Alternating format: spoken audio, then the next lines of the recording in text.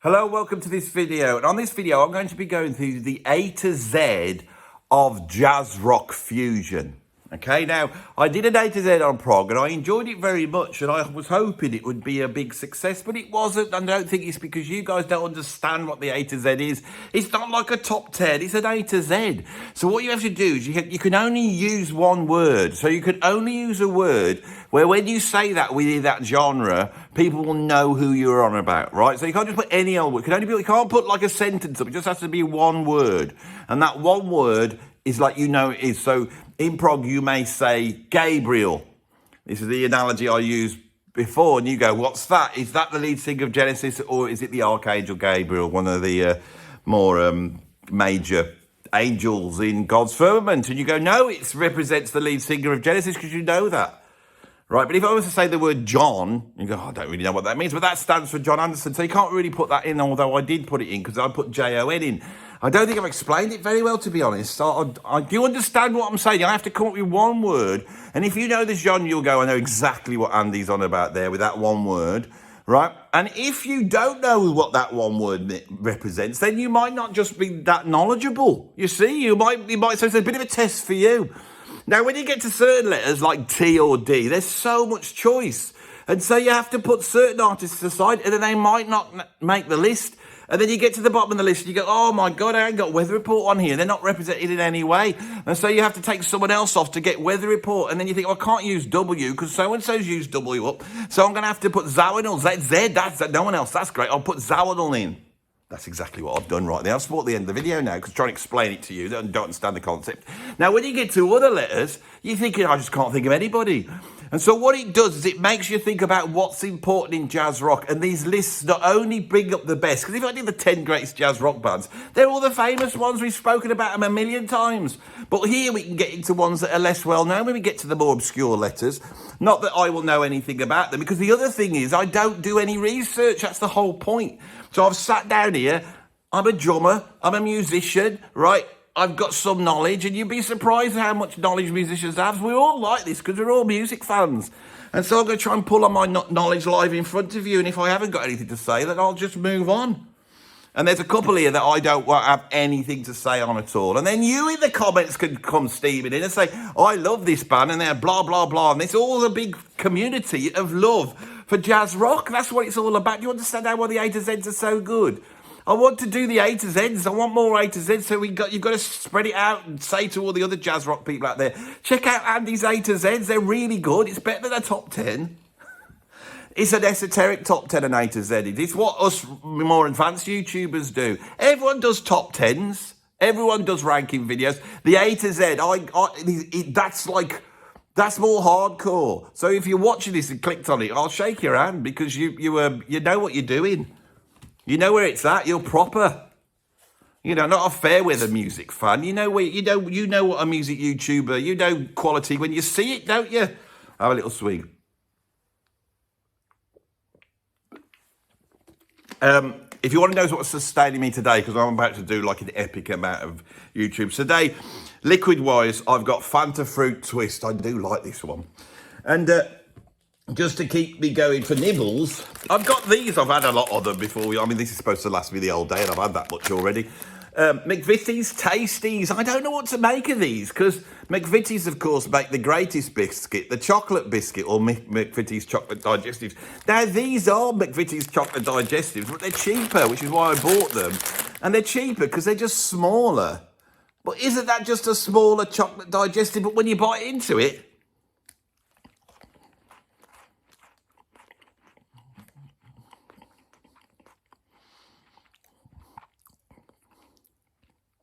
it doesn't seem quite the same.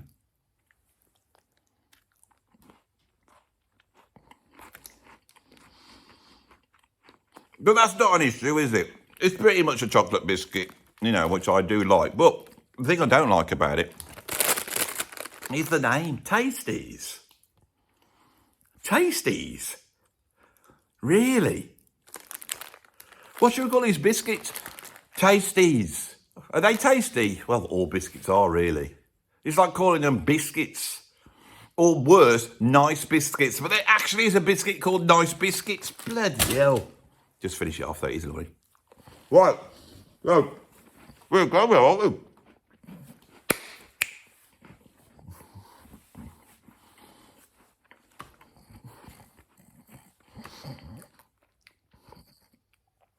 Sorry about that, but I got to keep going, you see, because I use a lot of energy up for an older man on these videos, as you know. I need a lot of sustenance to get going. And it makes for a better video. As all this sugary goodness hits my stomach, I know what you're thinking. Oh, come on, Andy. First of all, YouTubing, hit them straight away. Don't spend 5 minutes faffing around about biscuits. They didn't come for biscuits. They've come for an A to Z. And it's not a popular concept anyway, so why are you doing this to them?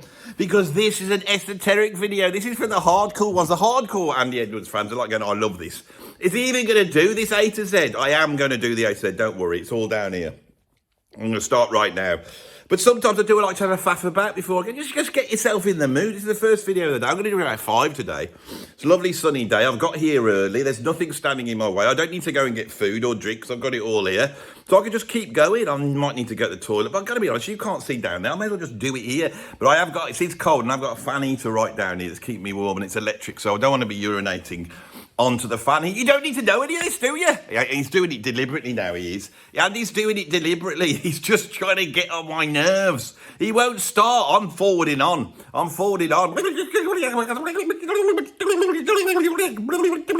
Anyway, let's start. I'm in a mad mood. It's the sugar. I tell you, I need it. It wasn't like this before. I was talking quite normally. I'm like a toddler. You know, give me some of this stuff and I'm away. It's because I'm a musician, you see. I don't drink anymore. I don't take any drugs. I'm quite clean living. You know, the closest I get to any sort of hit is sugar now. I've even given up smoking. I've given up smoking about 3 months ago. I had a few the other day, though. I did. But I didn't class it as smoking. Because it was when I did the gig last week, I didn't class it as smoking. Because I thought, I'm going to go out the back and have a cigarette. And then tomorrow I'll just wake up and pretend like it never happened. That cigarette was a bit like cheating on tour. Don't give all the secrets away. I never did that ever when I was on tour. Everyone else did mine. One bloke once said, he said, you see this wedding ring, right? That only works on a 50-mile radius. That's what musicians are like. They're terrible people. Terrible. I'm one of the good ones. I never did anything wrong. Do you know what I'm saying, man? All I want is a nice bit of sugar to keep me going. 7 minutes, so we still haven't started. I'm enjoying it, though. At least I'm enjoying it. I don't care if I don't get the views. First video of the day. Get in the mood. Starting up. Come on, Andy. A lot of videos to get through today. Once I get to the end of this, I'll be in the mood and I'll go straight into the next one, I promise. A to Z of jazz rock. Bloody hell, there's a lot of these, isn't there? I ain't going to put any photographs up for these. It'll take ages. I'll put the just in words. You don't need photographs of these people, do you? Do you want photographs? Some of them I can't represent with photographs. Yeah. No, I'm just going to have, like, so say, I'll explain it. Like, putting the photograph in takes quite a while in the editing. Okay. If I could just put this video straight up, that would save me literally 6 hours of my life. These are YouTubing secrets for you. The photo that normally goes up here takes quite a bit of bloody editing to get that into there. But the subtitle like this, that, yeah, I can just drop those in. So are you happy with that? Are you all right? I'm going to take a shortcut here just to get on your nerves even more because I do want to do 10 minutes run up. Someone had a go at me the other day. They went, here he is waffling again. I'm fed up with Andy Edwards. I'm sick of his waffling. I'm not even going to watch it. I clicked on the video expecting to have the promise of the thumbnail delivered to me. And here he is. He's 4 minutes and he hasn't started. And my trouble is I'm so obtuse as a person. When I read a comment like that, I can't help but come and sit down like this and go, right, they're getting 10 minutes on the next one. And if they don't like it, they can lump it. And I don't care if I lose the views. I don't care. I'm doing a video every single bloody day. I can take it. You know, I can take it. I don't care. I'm not everyone thinks I'm bloody clickbait Andy and that's all I care about is views. I don't care. I wouldn't be doing this if I cared, would I? I mean, the A to Z, no one's going to look at this anyway. A to Z of jazz rock. mean, the prog one didn't do it. I thought I was on to bloody 100,000 views with that. I thought I was on to a winner. I thought I'd come up with something brilliant. I hadn't. Right, 10 minutes, we're off going. So at A, I have Alphonse. So that represents the great jazz rock drummer, Alphonse Mouzon. Now, Alphonse Mouzon is a ridiculous jazz rock drummer, and I feel he's below Billy. He's even below Lenny White. So he's like third or fourth rate, but he shouldn't be because he's an absolute monster. Alphonse was a monster. Now, Alphonse first came to, I mean, he was born in 1948. So in 1968, he was 28. He was 20 years old. So when he starts to emerge around about 1970, he's only 22 years old. And straight off, he's playing with McCoy Tyner. He's drumming, replacing Elvin Jones with McCoy Tyner, and he's playing like that. And on albums like Sahara, that came out in 1972, he was like 24 years old. He is on fire. And the sort of polyrhythmical approach to very intense fusion playing was a big influence on me. It was also a big influence on Vinnie Colaiuta. And Alphonse was a huge influence on John Bonham, right? I know that for a fact. And I've been told that, not from the horse's mouth, because obviously John Bonham died when I was 12, but I've been told it by people very close to him, not just Rob Black, but other people. He loved Alphonse Mouzon. So that's why I got Alphonse at number one. Now, Alphonse then went on to form Weather Report, right? That's pretty heavyweight. Then he became the drummer in the 11th House, Larry Coryell. Now, I don't know if Larry's made this list, so I can now open up with the use of the A, the Alphonse.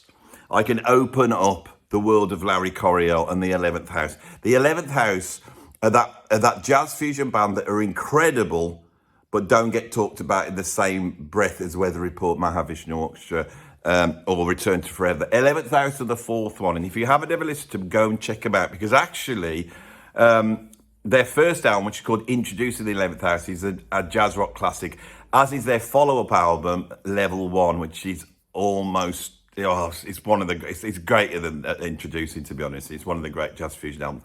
Larry Coryell just plays unbelievable on it. And go and check out Larry's albums that came out before the 11th House. They're incredible fusion albums. Larry Coryell is the unsung genius of jazz rock, but also the unsung inventor of it. He's with a handful of people that really pioneered the idea of putting jazz with rock. And I think Larry could well be the first with his work in the Chico Hamilton Band. So I've done A. I don't spend a long time on each one. We move on quick. Right, so B's for bowling. Bowling? What? Like throwing the ball down that thing at the Skittles? No, not bowling like that. Think about it, bowling. B-O-L-I-N. Yeah, Tommy Bolin. Tommy Bolin, right, is a rock guitarist. He's not a jazz guitarist. He's a rock guitarist, right? He emerges in the early 70s, played for the James Gang or whatever it is. He's in Zephyr. Blows everybody away. Right, he's a monster. We've had Hendrix, right? We've had all these, but then a few guitarists come out. And Tommy Bolin's bloody amazing. And he gets spotted. And he gets spotted by a very canny Billy Cobham, who brings him into the Spectrum sessions. So Billy Cobham jumps out the Mahavishnu Orchestra, 1973. Actually, he was still in the Mahavishnu Orchestra when he did Spectrum. And he puts this band together for his Spectrum album.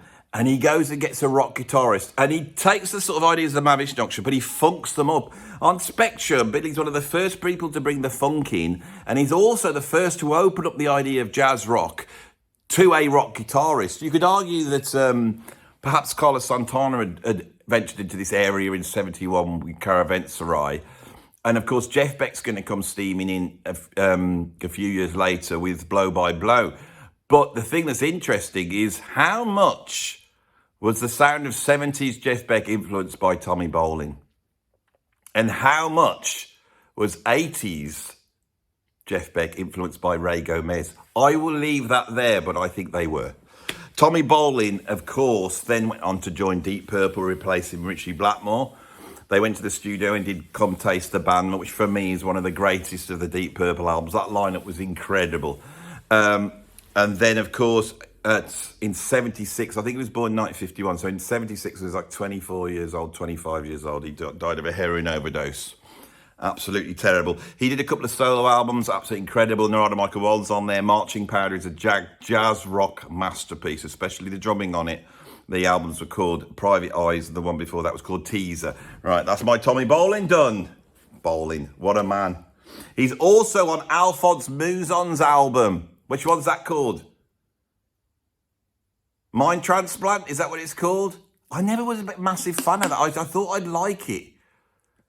I think it's Mind Transplant. It is a jazz rock classic. So we've covered a lot in just A and B. You see how it works now?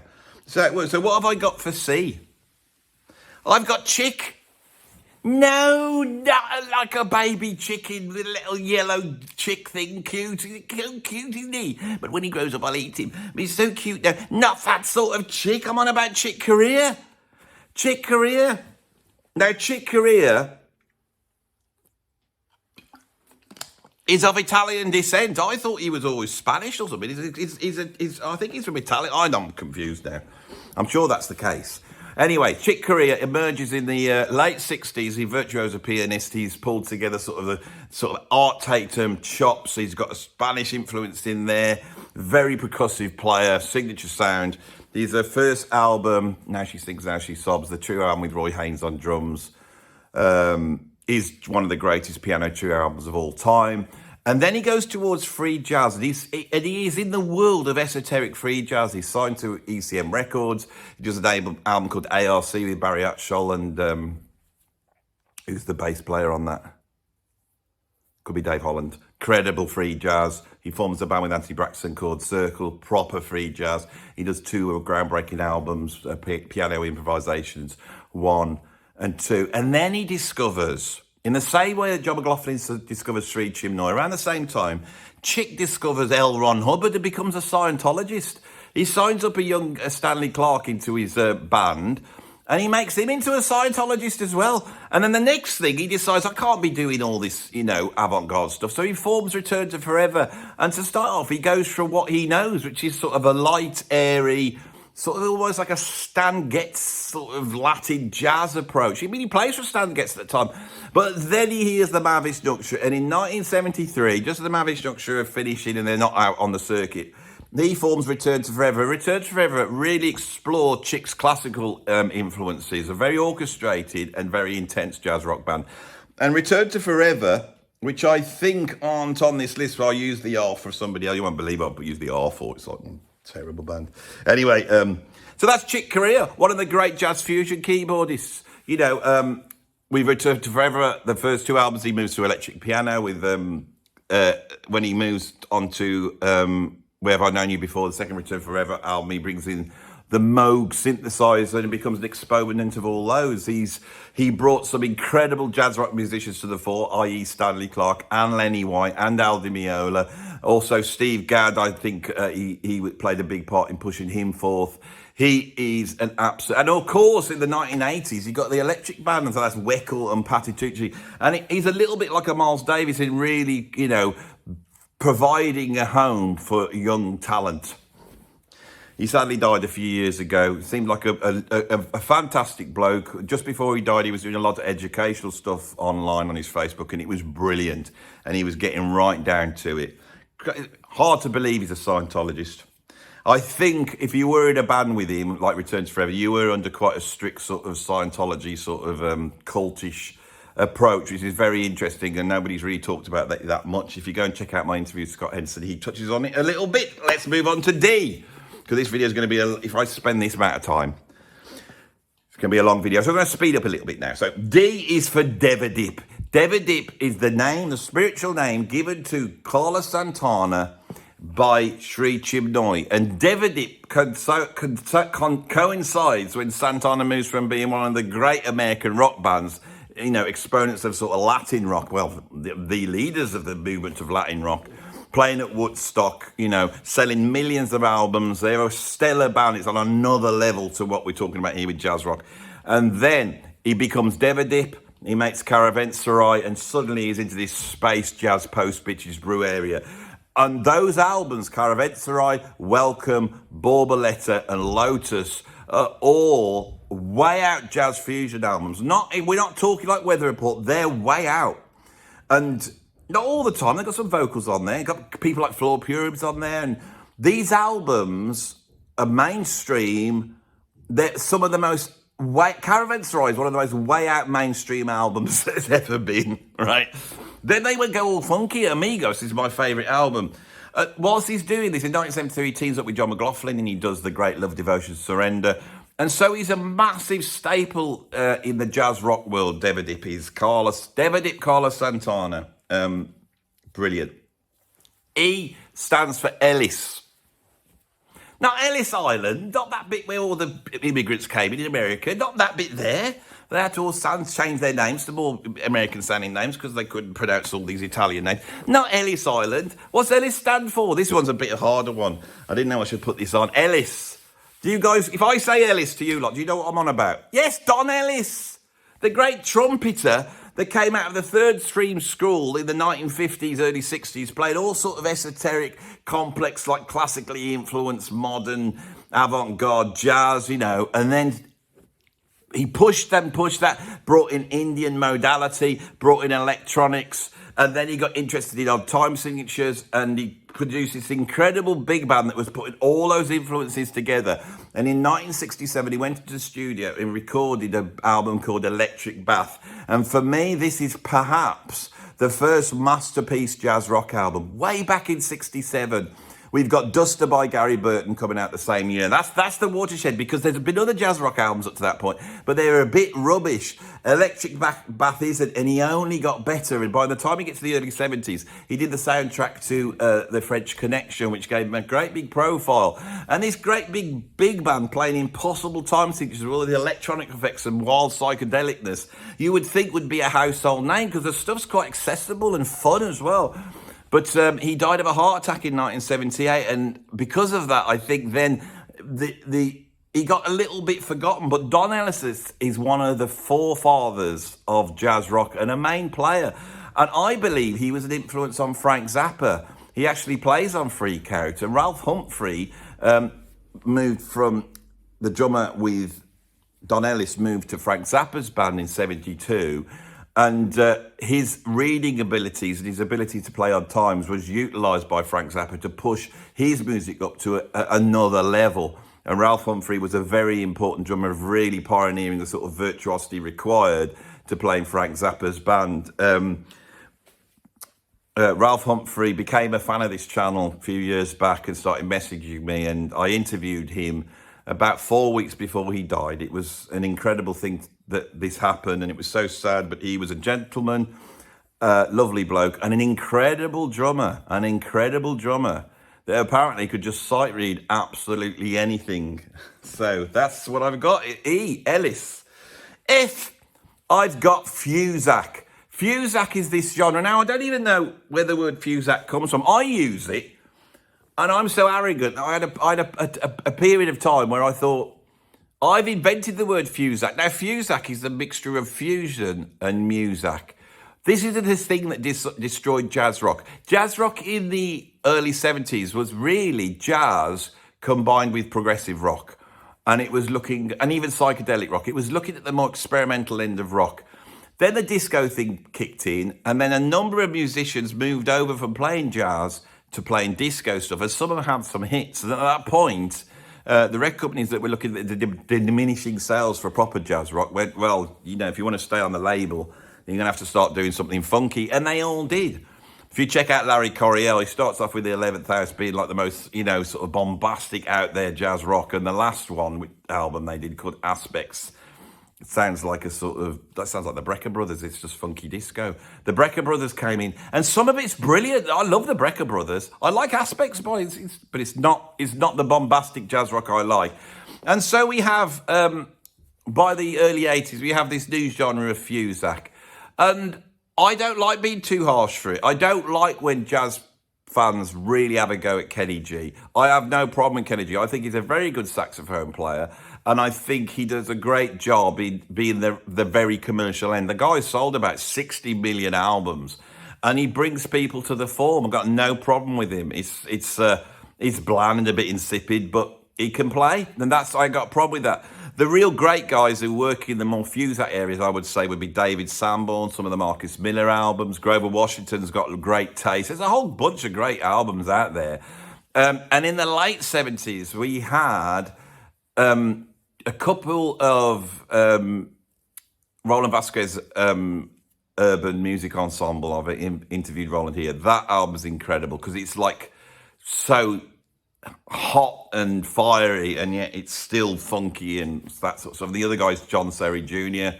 made a couple of albums in the late 70s, early 80s, Exhibition and Jazzes, and he as well is like, it's like Frank Zappa doing Fuzak. It's something else. Incredible stuff. Right, so G is for Gambale, the Thunder from Down Under.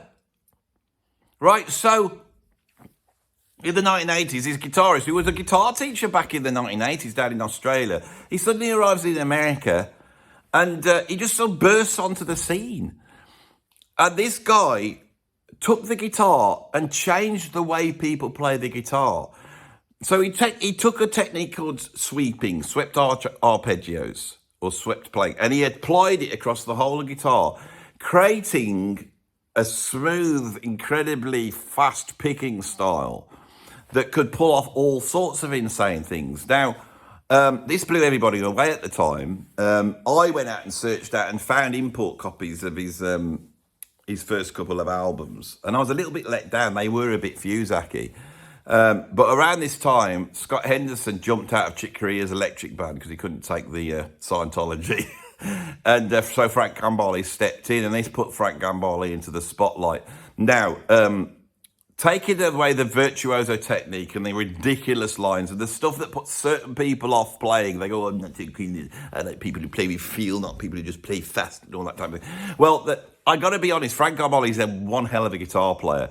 And he's so much more than just the guy who invented sweep technique on the guitar. He's so much more than that. His note choice is incredible. The way he plays is brilliant. He can build a solo, and he actually is a master of so many techniques on guitar. He can almost play pedal steel. He can play finger picking, and he can also pick like a beast. He really has taken the guitar inside out. Now, we all go on about Alan Holdsworth endlessly, of being one of the defining guitarists of fusion, especially, in the late 70s, early 80s. Gambale should be there too. An absolute master. Now, I got to be honest, in the early 80s and 90s, he did have a penchant for very tight trousers, very bright clothing, and the use of wigs. He was a great wig user in the late 80s. I saw the Electric Band around about 91, 92, and they all just looked like normal fusion guys, walking around in sort of baggy pastel clothing. Not Frank. Frank Gambale looked something else. He'd got red crushed velvet tight trousers on. You could really see everything in him. He didn't want to. He got black cowboy boots. I think he got some sort of studded belt around his neck. Around his neck. No, he's not that. Now Michael Hush should see he got I'll make myself a red studded belt around his waist. Some multicoloured T-shirt that got 2 cuts in it that exposes his nipples. That's not true. He didn't have that, but he would have made it. And then, of course, he sat there with his bright yellow guitar, bobbing around the things, walking around the stage. It's like a little peacock. And on his head was this, incredibly shiny black mop of hair that I don't think was his. And he struck an image that has burnt in, 30 years later, has burnt into my mind. Now, he just got a bald head, and he looks absolutely fine. Frank, if you watched it, you look like a dapper, older man now. You look very, very good. A little bit like Al Murray, the comedian and drummer that lives in the UK. I do get them confused. I did meet Al Murray once, and I went, hello, Frank, I'm really a big fan of you. Especially your work with Stuart Hammond, Steve Smith. I love that album. And Al Murray looked at me slightly, bemused. I did it on purpose. Right. So G was Gambale. H is Holdsworth. Alan Holdsworth. What am I going to say? I'm going to express my admiration and love and respect for Alan Holdsworth and what he's done for 20th century music with silence.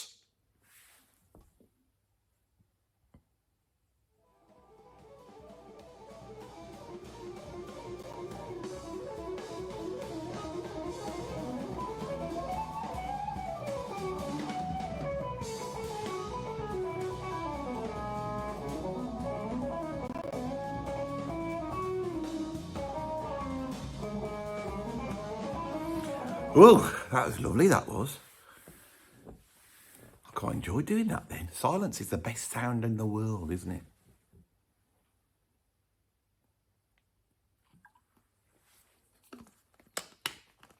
Holdsworth. Spoken about him so much. Can't say anything more about him.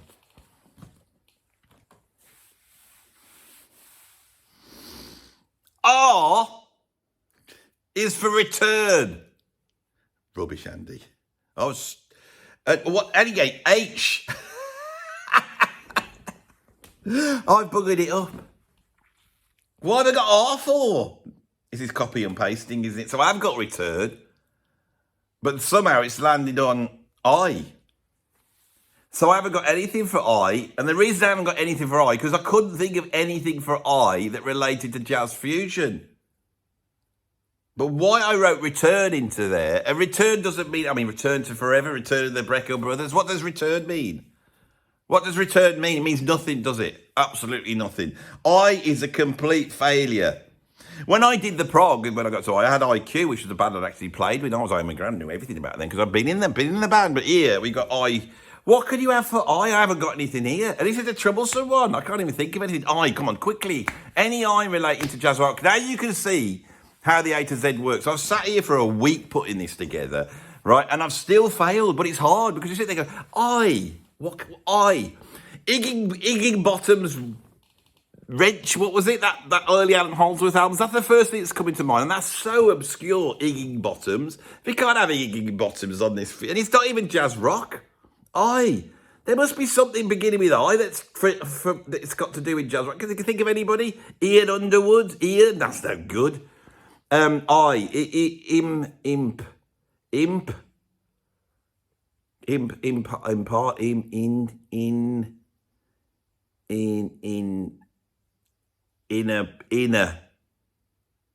urge. That's Joe Henderson, isn't it? That's nothing to do with jazz rock. Inner space. From the obscure Chicory arm. That's not good enough.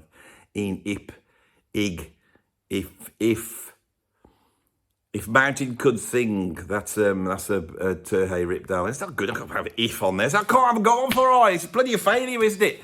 I did have something. You see, the thing is, I did the bloody list about 3 days ago, and then rather than save it, I just cancelled it and lost it all. I had to bring it back up, and I can't remember what I put on it for I. I'm not moving forward till I've got one. I'm not going to fail on this, even if it's rubbish. I'm going to come up with an I. Just leave it with me. Hang on. I. You might want to forward past this bit. I'll tell you what, I'll put my hand up like this, and you start forwarding past. When that hand drops, I've come up with I.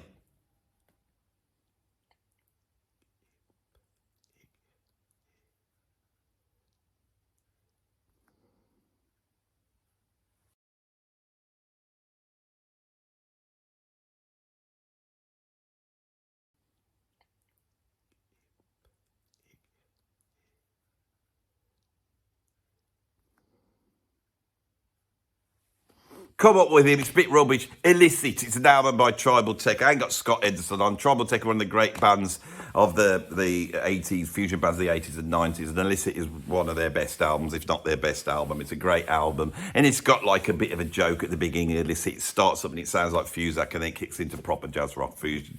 Illicit. I. I is for illicit. Right. J is for Jacko. Oberon. Jacko Pastorius. The great Jacko Pastorius. The guy that turned Weather Report into a proper band that sold like millions of records from being some esoteric sort of meandery electric jazz group that hadn't quite got their act together. That's what Jacko did. Right, he reinvented bass, but he's also one of the greatest composers in jazz rock, or even in jazz. And he was cool. And he was tortured. And he died young, turning himself into a legend. And he'd got one name, Jacko. You don't have to put Pastorius on, because I say Jacko, right? You know what you mean? It's like Paco.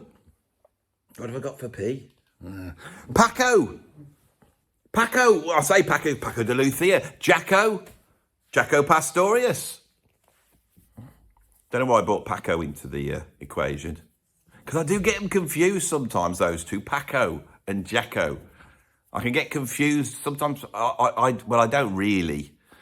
This is rubbish, Andy. You've lost it halfway through this video. You might have to start again. This is not good YouTubing whatsoever. You've gone too far off the other end with this one. You're swimming about. You've been nonchalant. When you did the prog A to Z, you found it was difficult because you're having to deal with 26 subjects here and quickly. And we're in 35 minutes. And J, which is the 10th letter of the alphabet, that is just a fact I know.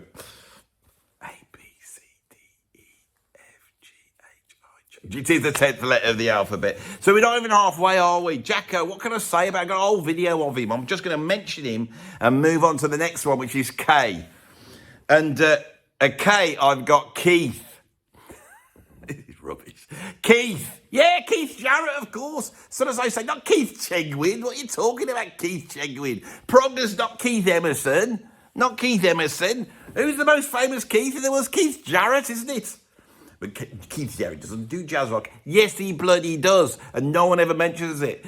In the early 70s, he joins Miles Davis's band, and Miles won't let him play an acoustic piano, and so he has to play an electric piano, and he does some of the greatest electric piano in the history of 70s jazz rock fusion, and he kicks Miles Davis's band up the arse, even with all those geniuses in that band. When he comes in on Live Evil, it is like he's coming from another planet. It's actually incredible.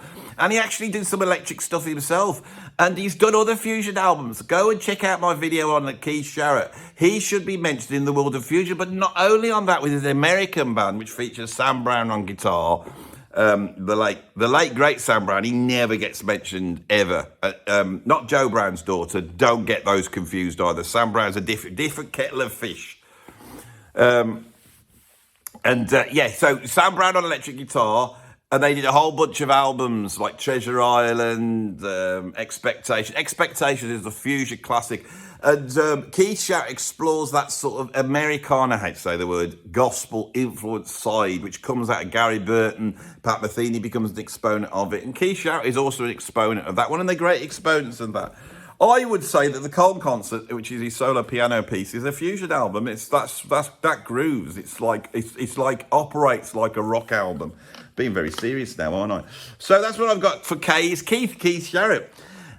L, Lifetime. Yes, Lifetime. One of the great jazz rock fusion bands, right? Now, we call it Tony Williams' Lifetime. It would be so much better if it was just called Lifetime. I tell you, the band would have done better. Tony Williams' Lifetime, it spoils it. It's too much. It's one of the many characteristics of that band that stopped them from being a major success. The others being incredibly bad management, a debut album that wasn't recorded properly, and a style that is even more brutal and out there than the Mahavishnu Orchestra. And we never really got the full weight of it. Now, who was Tony Williams' Lifetime? It was a great Tony Williams who had come in and really reinvented Miles Davis in the 1960s. At the age of about 17, 18, an absolute powerhouse, exploring polyrhythms, exploring swing, exploring sort of a multi-dimensional drumming. It's the only way to explain it. And Tony Williams was playing what I call kit down playing. He wasn't playing around the kit like everybody was at that time. He was playing it down from here down to here. He was playing a lot of linear stuff between hands and feet, and it gave a completely different sound. A huge influence, almost like the father of modern drumming, you could say Tony Williams is. On guitar, he had the great John McLaughlin, brought over from the UK by Tony Williams. And even though he was offered the gig with Miles Davis, he turned it down to do this band because he knew that something was special was going on. And then on keyboards, he had Larry Young.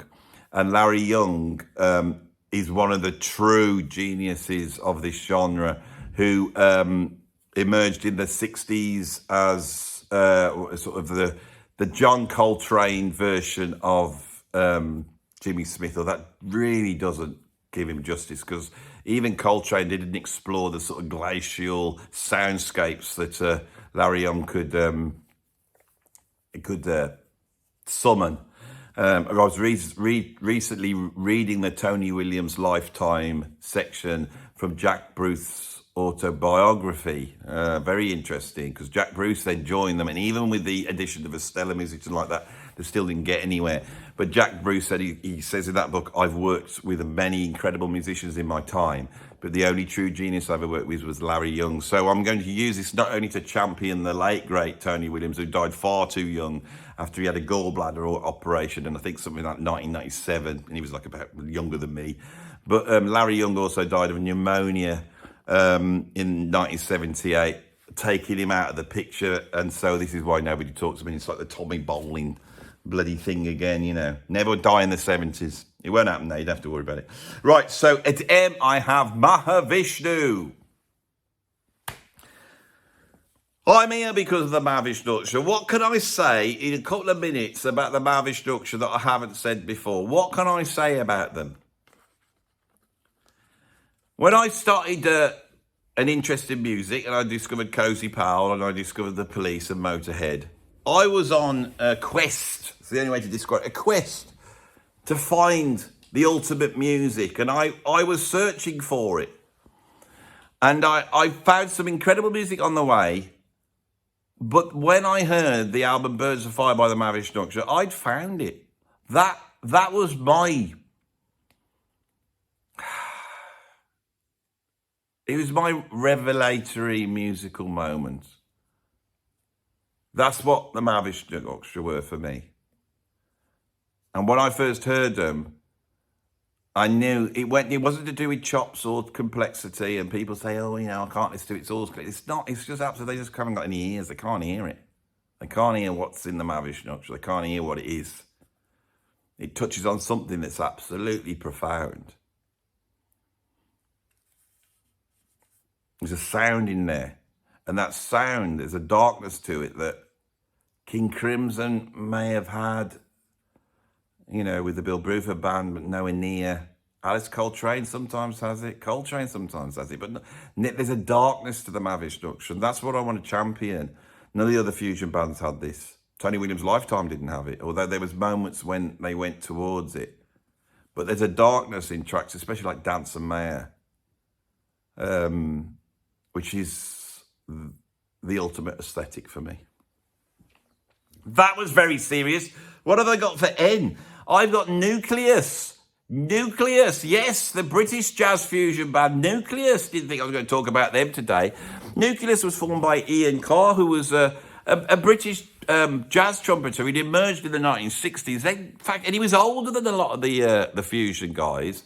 He was a big Miles Davis fan, but although he was a Miles Davis fan, he never heard In a Silent Way or Bitches Brew, and yet in 1968-69 he made a number of albums that pioneered a style very similar to that, and people thought he copied Miles, especially as he then went on to write the definitive biography of Miles Davis. But those early Nucleus albums are pretty groundbreaking in terms of jazz rock fusion. Of course, he's British, so nobody gave her a toss. They didn't reach out like the American bands, but he was there doing it first.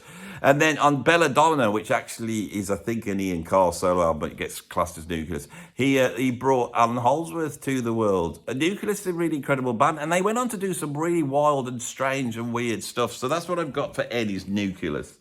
For O, I've got Oregon. Yes, that acoustic jazz group, you know, with all the hippies in it. They got tablas, they've got sitar, they got Ralph Tanner playing piano, who's also playing classical guitar. They got all this percussion going on in there, and they are like, I love Oregon, and I need to get their albums. I haven't listened to them enough, but I absolutely love them. They came out of a group called the Paul Winter Consort, I believe, and the Paul Winter Consort had a huge sort of hippie jazz crossover track called Icarus. When I was a kid, I saw on the TV this documentary about these hippie musician types who'd gone down into the Grand Canyon, which happens to be the best reverb unit in the world, and made this incredible album with all their instruments out there. And I'm about to do that today. I'm going to go out. I want to explore this more. My desire to get out into the countryside and play comes from that documentary this saw. I didn't know who it was, but I think it was the Paul Winter Consort. And I do believe they brought that album out, and it was probably called something like Jamming in the Grand Canyon, I don't know what it's called. And then out of that grows Oregon. And Oregon, incredible band. I believe one of the main guys in it, the percussionist Colin Walcott, he died in a car crash in the early 80s. I'm not a massive knowledge on Oregon. And Try Like Gertrude joined. And in the 1980s, I bought those albums. I think I've got one called something like Unitopia. And they're a little bit riddled with a few 80s DX7 sounds. They're incredible albums. But what I haven't explored is the early 70s Oregon albums. I believe the live album is the one you want to go for. Beautiful sound, incredible sound, and laying the groundwork for things that Pat Metheny would do and sell, hundreds of thousands of records do. So Oregon, they're a fusion band. And of course at P, I've got simply Pats. Not Cow Pat. Not Cow Pat. I don't like the name Pat. Patrick's a nice name. Why isn't he not Patrick Metheny? Not Pat. And Pat is Pat Metheny is the jazz rock, jazz fusion musician of the 1980s. Undeniable. And he's able to produce a style of music that fit into that Fusaki world, middle of the road jazz thing that all the jazz FM stations. And yet is still unbelievably heavy. And in his own career, he has gone from things like, Imaginary Day, real beautifully crafted, beautiful jazz rock albums to things like Sign of Four, Song X. Song X, I'm working on this sort of decade thing at the moment, so I'm going to go back through the styles, looking at what was the greatest album of that decade, and then creating top tens out of that. It's really interesting, and you come up with a different set of top tens. And Song X, I believe, is the greatest jazz album of the 1980s. I can't think of anything greater in terms of what's achieved on that by Pat and Ornette Coleman. Are we going to get Ornette on here? See, Ornette's not on here. He's not on here. P, what did I have for P? Pat? I could have had Prime Time. What have I got for O? Oregon, so I couldn't have him there. I could have had Coleman, but that doesn't work, does it? Coleman, that would have been... See how so I haven't been able to get Orman. He's not on my A to Z of jazz rock, so he can't be that important. Maybe I could get him in some other way. Of human feelings. Like I said, again, you see, everyone will use the O's. Pat Metheny. Anyway, that's what we got for P, is Pat, with the name Pat. And if I said to a jazz rock musician, what do you think of Pat? They know who I'm talking about. But I don't like the name, Pat. I always think of Cow Pat. I didn't even think of patting a dog. That's the level that this video's on. Q was bloody hard. I got this list 2 days of Q. I could not come up with anything related to jazz rock or jazz fusion, beginning with Q. I would go on the list of jazz fusion musicians on Wikipedia. They ain't even got a Q section on there. And that's making me think there's just no jazz rock musician called Q. Is there an album? And I put Quartet down, which is a Pat Metheny album. I thought, that's rubbish. That's rubbish. 3 quartets by Chick Corea is above that, but that should be T. And I was really stumped. And I wasn't going to do it because I hadn't got the Q. And then I realised it came to me, just saw it somewhere else. Quincy. Not the doctor that, the one who, Jack Klugman played in the 1970s and 80s that could solve crimes by looking at that girl with the bikini. He tricked us, doesn't he? Quincy does. He tricks us on that titles, doesn't he? Every week. I was like, what's he doing? Is he looking at a dead body? Oh, it's that girl in the bikini. He's just touching up a girl. That's all Quincy's doing. And then I'd forget about it, put it on the next week, and he does it again. Who's that now? Has he got another dead body? Oh my God, it's the girl in the bikini again. He's fooled me. But of course, I'm not talking about that Quincy because he never made any jazz rock. So put that Quincy from my mind. I'm thinking of Quincy Jones. Quincy Jones is one of the great jazz musicians, one of the great jazz arrangers, emerged in the late 50s, 60s. He'd been taught music by bloody some, classic, modern classic. Quincy Jones was the real deal, right? It really was a heavyweight musician. Comes in as an arranger in the 60s, starts to do a lot of TV soundtracks, write the soundtrack to Goodbye Mr. Tibbs in the Heat of the Night, stuff like that. And then in the 70s, he takes all that jazz and jazz rock knowledge and jazz fusion knowledge and jazz funk knowledge, and he starts to apply it to popular music, first with the Brothers Johnson, then the Jacksons and George Benson, and then Michael Jackson. And when you put on Thriller, the thing that nobody says, if you want to know the greatest achievement of 70s jazz rock and 70s jazz for funk, it's basically the groundwork for the biggest selling albums of the 80s. And so when you go and look at what's going on in Michael Jackson's band, then you go and look at what Aretha Franklin's doing or Mariah Carey, and you look at the players on there, it's just a great big list of 70s jazz rock players. A lot of this is down to Narada Michael Walden, who, when faced with the big Fuzak drought of 1976 that happened in the jazz rock world, and they had to all jump ship, he was one of the ones able to make really great pop music, and then he got pulled in as a producer. And so there he is, bringing Whitney Houston to us. And you look at on the album, you got Ray Gomez and a whole bunch of jazz rock bloody legends on there. And Quincy Jones was the peak of that. And that's why when you look at Off the Wall or you look at Thriller, it's just full of jazz rock goodness. It's in there, especially on a track like You Want to Be Starting Something. It's incredible, absolutely incredible. And in the middle of that track, I want to be starting something, I got to be starting something. It's modal, unhunted. There's no chord changes. That's how Thriller opens up. It's like 6 minutes of that. And then that incredible vocals. I just love that tune. And then that guitar comes in. I don't know who's playing it. It might be Lukather. I don't know. And it goes, that's like a bloody jazz lines. Quincy Jones died last year. About 91, wasn't he? I'll tell you how old he was. He was born 1933, and I think he died last year. So that was 2024. So he was. I just said it 91. Didn't have to work it out. Right, what have I got? I've got the great jazz funk. I think he swore. I knew I was going to swear when I get it. The great jazz funk band, the Rippingtons. I hate them.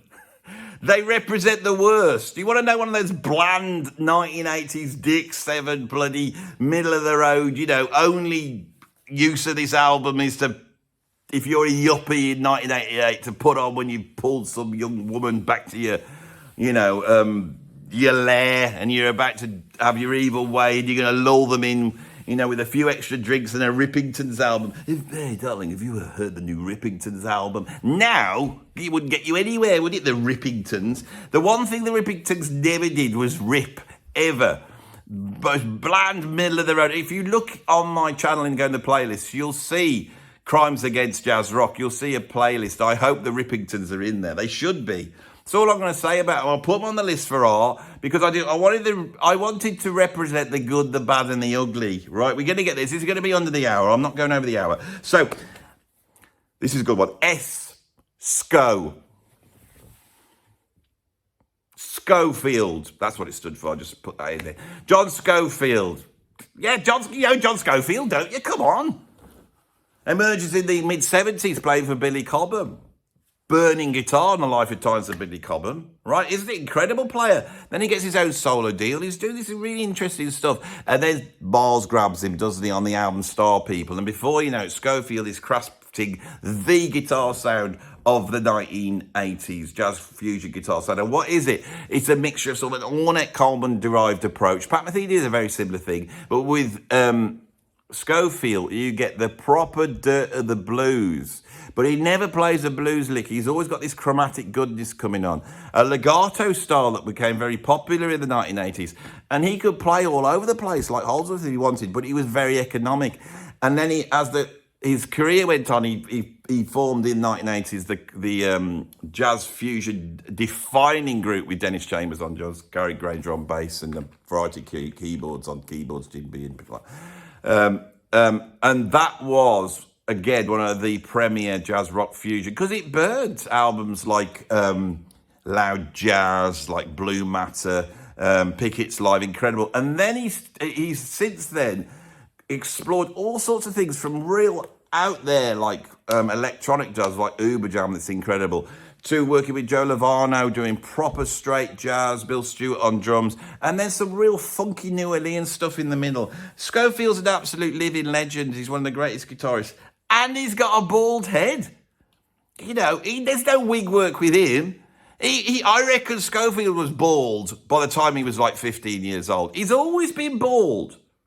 Now, I can remember I had a friend once, and he went bald in his 20s, and he was quite upset about it. And I can remember comforting him and saying, "Do you know the jazz rock fusion guitarist John Scofield? He's cool. He's really cool. He's got a bald head because I've never heard of this bloke."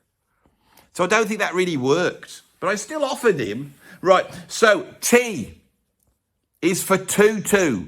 The 80s Miles Davis album that came out in 1986. He moved from Columbia Records to Warner Brothers, got Marcus Miller in, and he made a defining album that really crossed over into culture. He starts appearing on TV shows. Now, Tutu is a very commercial 80s jazz rock album, but it's great because it's still got Miles's darkness on there. There's some incredible soloing. It's all very concise. But this is the only way I could get Miles on. I realised Miles wasn't on the list. And he's of course, one of the inventors of jazz rock. Right back to Inner Sight Away, Field of Kilimanjaro, Miles in the Sky, Bitches Brew, Live Evil, Big Fun, Agata, Pangea. What else have we got? Get Up With It, On the Corner. Miles Davis in concert. I've got them all those 70s albums, and it's its own genre. And then in the 1980s, I think that the 80s Miles Davis albums are absolutely brilliant jazz rock albums. I re-evaluated The Man with the Horn. It's incredible. Go and check out The Man with the Horn. It's incredible. Mike Stern on Fat Time, greatest guitar solo ever recorded. Star People, he teams back up with Gil Evans, incredible album, beautiful slow blues and burning jazz fusion, Marcus Miller all over the place. We Want Miles, one of the great live jazz fusion albums of the 1980s. And then you get Decoy, incredible sort of 80s, and it still sounds cool now, Scofield on guitar. You're Under the Rest, well, it's a bit cheesy in places, but also incredible. And then you get Tutu, brilliant, absolutely defining jazz rock fusion. Miles is one of the greats, obviously, right? Now we get to you, and I can't pronounce this. I can't even pronounce it. So I don't know whether this is going to work. Because I have got...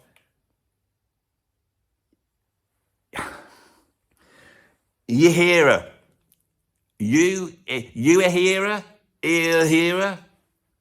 What are you on about? Yeah, hearer. That's what I've got for you. Yeah, now what that is, if you don't know, this is rubbish, this one is. Well, I wanted her on the list. That is Hiromi's surname. Hiromi, you hear it. Now, what are you doing, Andy? Hiromi's the word. That's the we know when she's like Jacko, you just say Hiromi, don't have to say the surname. So why have you got that? Well, I got H, it was Holsworth. Well, couldn't you have done it a different way? When you had Nucleus, you could have talked about Alan Holdsworth then and represented him then. That's true, isn't it? I hadn't thought of that. I could have represented him, and then I could have put Hiromi for H. But then what would I have had for you then? What could I have had? I don't know. You. And I couldn't think of anybody that was on the jazz rock thing with you. And I thought, well, I'll go back to Hiromi because at least I could mention her surname, because on this channel I've mentioned her quite a few times, but I just call her Hiromi because I can't say her surname.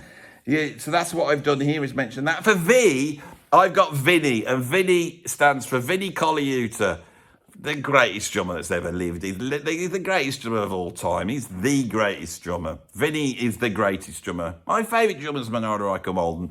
I love Billy Cobham. Wouldn't be here if it wasn't for Billy Cobham.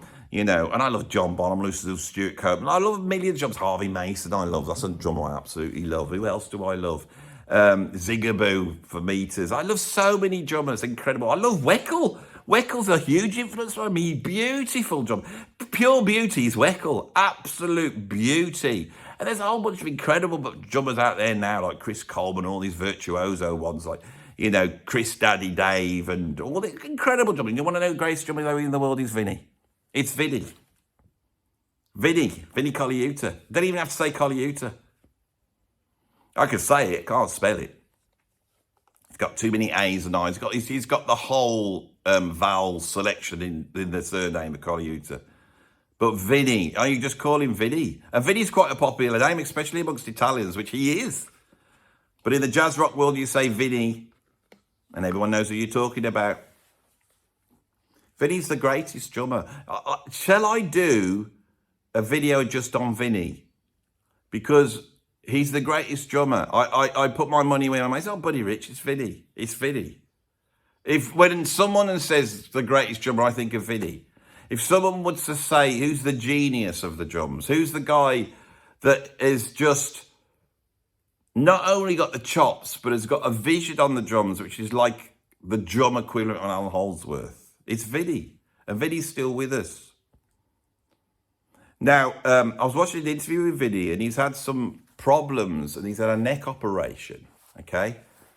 And he had that because he said he was having hand problems. Now, I wonder whether what his hands were, they weren't hurting. I wonder if his hands were going numb.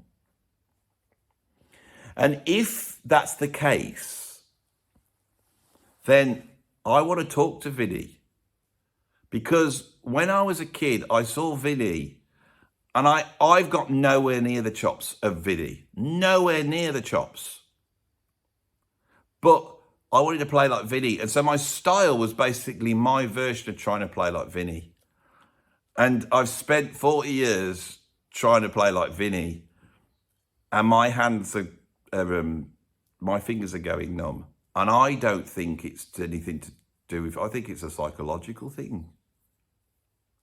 Because I think Vinny is such a true musician. The reason why he's so great is because he is so at one with the music. He is so able to hop on the wave that exists within music and surf it. He can surf it like a champion and never fall off. But I think there's a downside to that, and I want to talk to Vinny about this. I haven't got any answers, but he's the guy that's got the answers.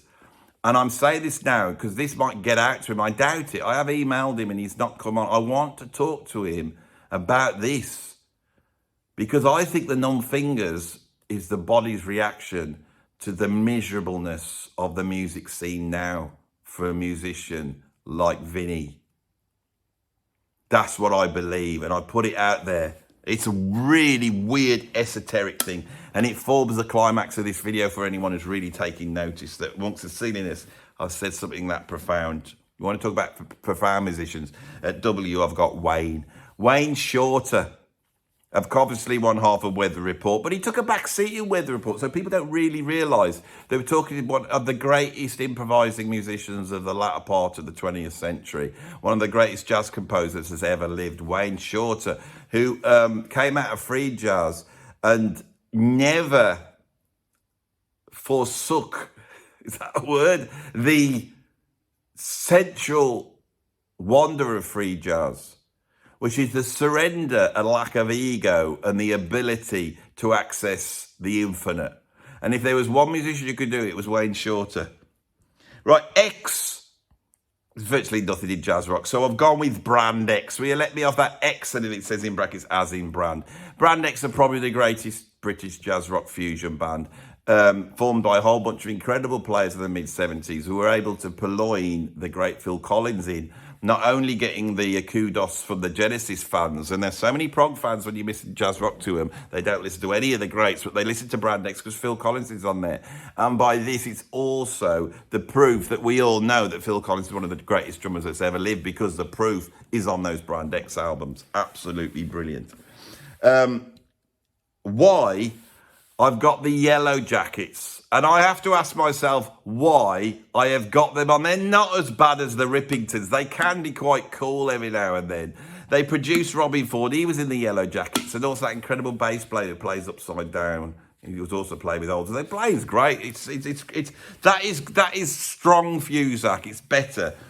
Some people absolutely love them. And I think the people who like Steely Dan like the Yellow Jackets. It's that type of... It's that ballpark, but I'm going to get a move on, so I'm not going to talk about them, and I'm going to end up right at the end with Zed, like I said, with Zawinul. Joe Zawinul, who emerged in the late 50s, played with Art Blakey, and then he went and joined Cannibal Adderley's band. He wrote some incredible tunes, funky tunes, but he was absolutely virtuoso pianist. He could have been one of the great classical pianists if he wanted to.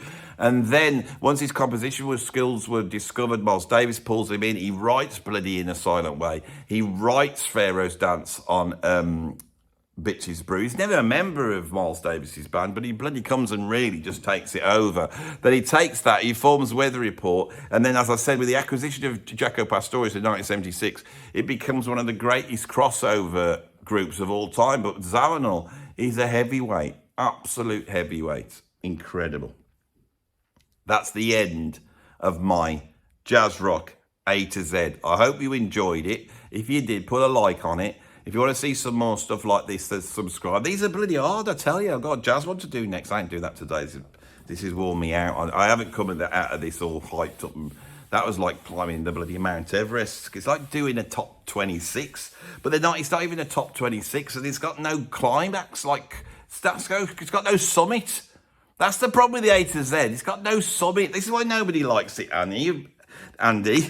You've realised it doing the video, haven't you? You've got to the end of the video, realise nobody likes this. I need another biscuit, so I'm going to have a little nibble on that. I'm going to switch this off so you don't have to watch me eating, because I don't like people watching me eating. So I'm going to have another one of these tasties. You are going to subscribe to the channel if you haven't, you know, put a like on it, and, you know, I've got Patreon down below. You can become a free member or paid up member. I've got a PayPal tip jar. You know, I'm not selling this stuff enough at the moment, so people have stopped doing it. It's dropping off a little bit. I'll do it at the beginning of the next video. I'm going to do it in the next video. That's what I'm going to remember to do. See you all. Bye-bye. Stop talking to yourself, Andy.